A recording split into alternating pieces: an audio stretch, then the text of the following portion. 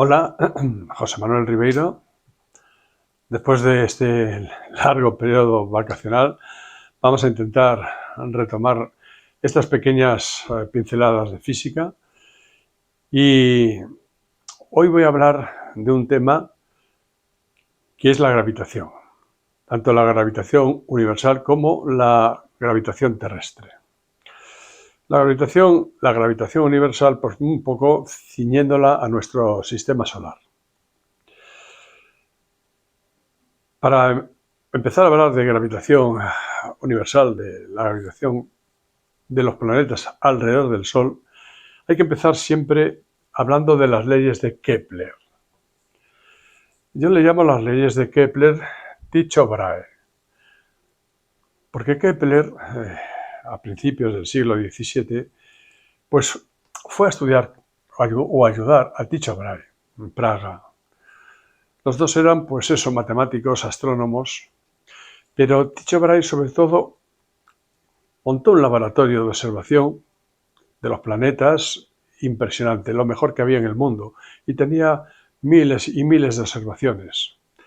Entonces, cuando llegó Kepler, Tycho Brahe se resistía a darle esa información a Kepler, pero Tycho Brahe murió enseguida, al año siguiente de estar allí Kepler, y los familiares de Tycho Brahe ya sí que le proporcionaron toda esa información que tenía sobre los planetas a Kepler. Y Kepler la supo interpretar correctamente y llegó entonces a las tres leyes que vamos a ver.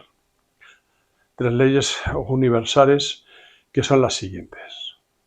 Pero bueno, repito, sin contar con esas apreciaciones, esas anotaciones de Tycho Brahe, Kepler no hubiera podido deducir ninguna de estas leyes. Primera ley. Kepler pensaba que los planetas estaban orbitando alrededor del Sol. Había hecho una transición, había pasado de esa teoría, digamos, en que la Tierra era el centro del universo y todo giraba alrededor de la Tierra, a la real, a que no, a que eran los planetas los que estaban orbitando alrededor de nuestra estrella del Sol. Pero él pensaba que la órbita eran más o menos circunferencias. Y no, de esas observaciones de Tycho, llegó a la conclusión de que las órbitas en general son elípticas. Una elipse, como sabéis, es una figura geométrica en la que tiene pues dos semiejes, A y B, aquí A es el más grande, y dos focos, F1 y F2, y entonces el Sol está en uno de esos focos y los planetas están orbitando con esas órbitas elípticas. Muy bien. Segunda ley. Vamos a ver, R es el radio que une al planeta con el Sol y entonces, al pasar un tiempo diferencial de t, describe un arco de esa elipse diferencial de S y barre un área. Ese diferencial de área aproximadamente es un triángulo, como veis, isósceles, y entonces es un medio de R por diferencial de S, que es un medio de la base por la altura. Aquí la base es diferencial de S y la altura es R, aproximadamente. Entonces, esto es, claro, diferencial de S en ese trayecto, diferencial de t, la velocidad es constante, se puede poner entonces diferencial de S como V diferencial de t. Aquí multiplicamos y dividimos por la masa del planeta. Y entonces nos queda que la masa por la velocidad del planeta es un momento orbital. Y en una fuerza central, como son las fuerzas gravitatorias, el momento orbital, ya hemos hablado de esto en otra lección, se tiene que mantener constante. Entonces ya ponemos esta expresión, diferencial de A, diferencial de t, que eso significa el área barrida por unidad de tiempo. Queda como un medio de m y multiplicado todo por L, y todo eso es constante. L es constante, la masa del planeta es constante, luego esa diferencial de A, diferencial de t es constante. Que significa que en tiempos iguales el planeta, con su radio que le une al Sol, barre áreas iguales. Tiene una consecuencia, que cuando estamos más alejados del Sol, tiene que ir más despacio para barrer el mismo área que cuando estamos aquí en el perihelio más cerca del Sol, que el radio es más pequeño, tiene que ir entonces aquí más rápido para que barra ese mismo área. Y vamos a por la tercera ley. La tercera ley la vamos a deducir para una órbita que sea circular, por facilidad del cálculo, porque estamos huyendo siempre de los cálculos complicados. Se puede hacer en general, pero es bastante complicado. Ya sabéis que yo intento huir de todas esas matemáticas que sean complicadas. Lo vamos a hacer para una órbita circular, teniendo en cuenta que un círculo es un caso particular del S en que el foco F1 y F2 coinciden, y es el centro de la circunferencia. Esa fuerza gravitatoria la podemos poner como la masa del planeta por su aceleración. En este caso sería aceleración simplemente radial normal. Entonces la masa del planeta V2 partido por R. Pero veremos más adelante que la expresión de las fuerzas gravitatorias universales responden a esta expresión que está aquí. Aquí está el módulo nada más. La dirección y sentido es la que une al Sol con el planeta. G, una constante universal. Masa del Sol, masa del planeta partido por R2. Igualándolo a la que ya teníamos, masa del planeta V2 partido por R. Entonces, como vemos, se va la masa del planeta y nos queda esta expresión que está aquí. Teniendo en cuenta que en cualquier movimiento periódico la velocidad por el periodo en una circunferencia es 2πr, entonces despejando la velocidad 2πr partido por t, lo podemos sustituir y poner de esta forma. De aquí despejamos el periodo al cuadrado y nos queda que es igual a 2pi al cuadrado, denominador g partido por la masa del Sol, y todo eso multiplicado por r al cubo. Y de aquí deducimos la tercera ley de Kepler, que nos dice lo siguiente, que el periodo, tiempo que tarda en dar una vuelta alrededor del Sol el planeta, al cuadrado, es proporcional, como veis, a su distancia al cubo, la distancia del planeta al Sol. Es decir, cuanto mayor sea la distancia al Sol, ese planeta va a tardar mucho más tiempo en orbitar, en dar la vuelta alrededor del Sol. Y esto es verdad. Por ejemplo, el planeta más cercano al Sol es Mercurio y tarda solo 88 días en dar la vuelta al Sol, mientras nosotros sabemos que tardamos un año. Tercera ley de Kepler-Tycho-Brahe. Decía que las fuerzas gravitatorias en su expresión universal era el tipo que está aquí arriba. Vamos a ponerla bien. Es una expresión experimental. Esto en el laboratorio y sobre todo con los aparatos que tenemos modernos podemos comprobar que se cumple perfectamente. Dos masas interaccionando por interacción gravitatoria se atraen. Por eso lo primero, un signo menos, atracción. Y es igual a una constante universal G, que la encontráis en los libros, muy importante. M1 mayúscula, porque suponemos que es una masa más grande, por M2 la otra, partido por el cuadrado de la distancia que separa esas dos masas y por el unitario que está en la dirección que separa las masas. Esa es la fuerza gravitatoria universal. Y ahora vamos a deducir la energía gravitatoria o energía potencial que está asociada a esa fuerza. Recordar, habíamos visto que cuando podíamos introducir una energía potencial, todas las fuerzas que son de este tipo son conservativas, las fuerzas centrales son todas conservativas, entonces podemos decir que el cambio infinitesimal de energía potencial de ese planeta, cuando lo alejamos un diferencial de R de su posición inicial, es igual al producto de la fuerza gravitatoria, producto escalar por diferencial de R vector con el signo menos. En este caso, la fuerza gravitatoria es radial, diferencial de R está en la dirección radial, luego es el producto escalar de dos vectores que tienen la misma dirección. Por lo tanto, es el producto de sus módulos. Si es el producto de sus módulos, lo ponemos aquí.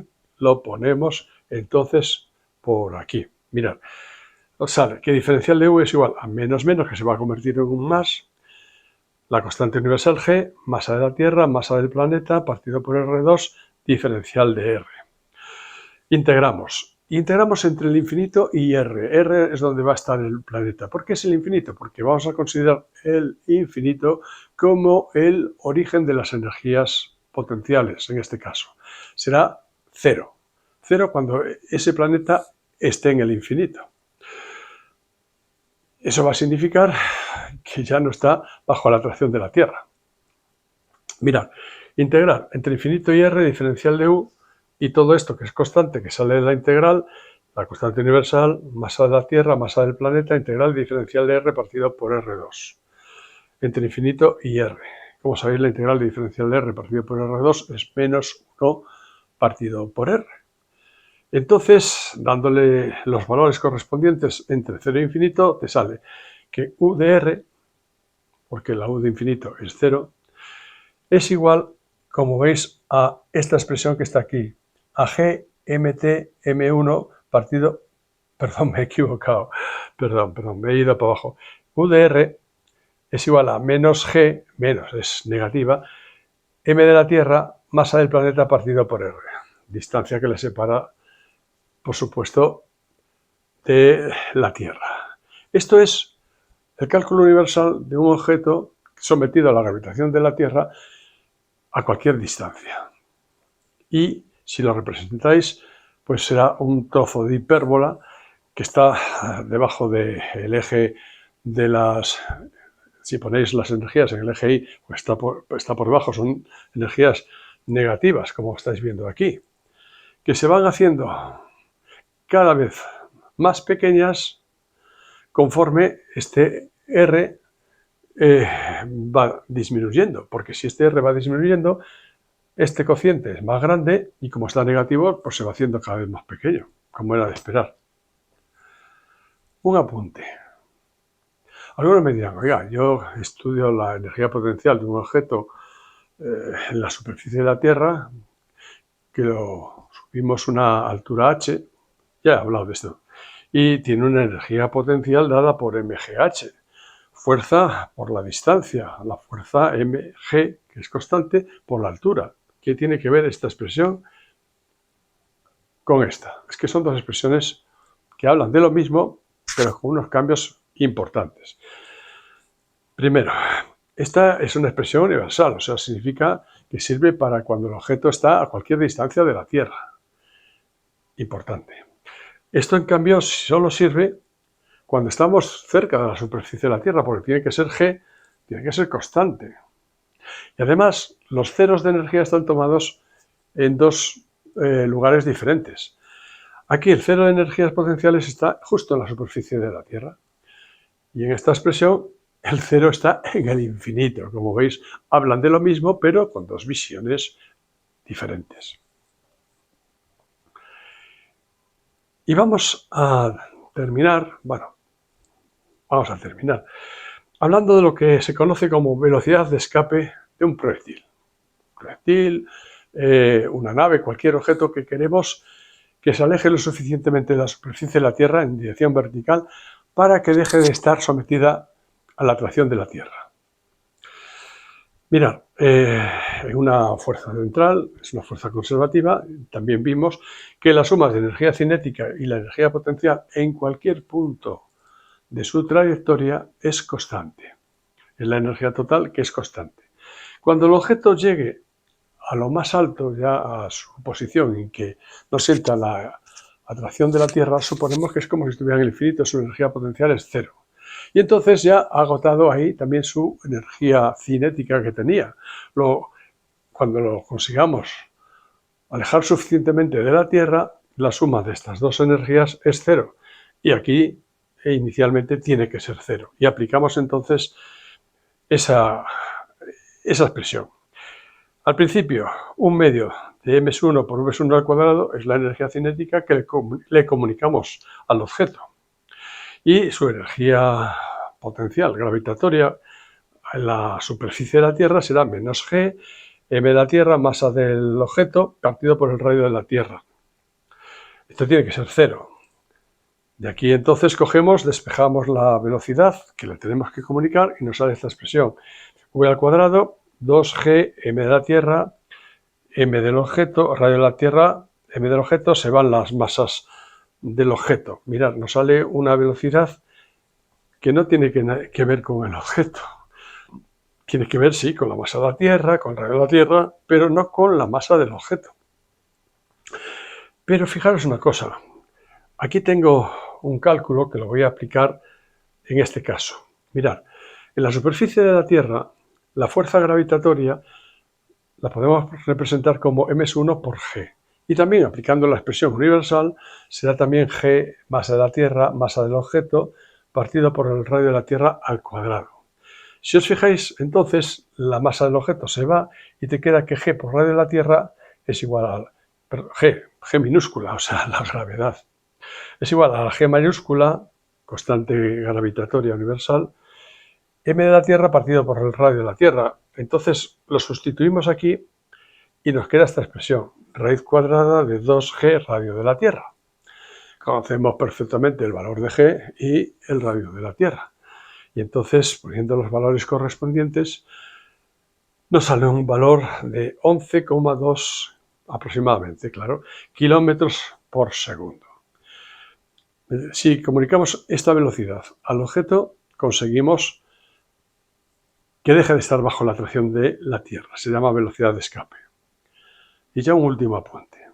Una cosa que voy a tocar brevemente y si queréis otro día la podemos tocar con más profundidad.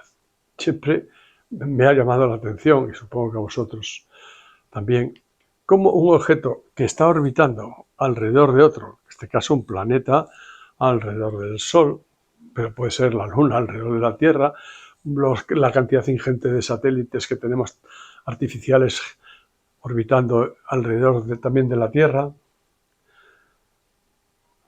¿Por qué están en esas órbitas estacionarias siempre describiendo la misma órbita y ni se alejan ni se caen? Eso es porque sucede lo siguiente, es un equilibrio muy interesante. Mirad, estoy ya con este dibujo, para no hacer un dibujo de una circunferencia, estamos con la S y vamos a imaginarnos aquí el planeta que solo está actuando a esta velocidad, en la velocidad tangencial, constante. ¿Qué vemos que pasa con el tiempo? Mirad, que seguiría esta trayectoria que tengo aquí en líneas discontinuas y ¿qué nos daría? Pues que se está alejando del Sol. Es decir, siguiendo la inercia de su velocidad de inercia, su velocidad inercial, pues entonces se estaría alejando del Sol.